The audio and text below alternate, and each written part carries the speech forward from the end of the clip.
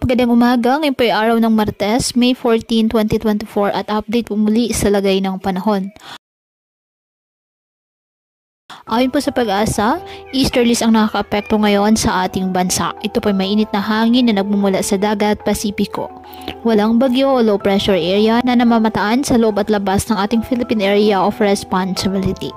Ngayong araw, dahil pa rin sa frontal system, asahan ang maulap na kalangitan na may kalat-kalat na pag-ulan at thunderstorms dyan po sa Batanes.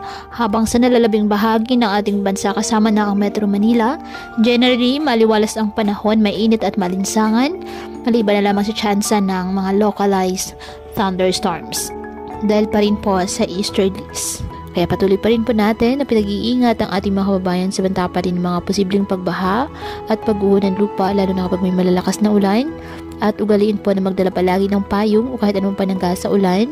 Hindi ka naman po sa init ng araw kapag lalabas ng ating mga tahanan. At yan po muna ang update sa lagay ng panahon ngayong araw. Muli patuloy po tayo na mag-ingat at palaging tandaan, God loves you. Stay safe and God bless.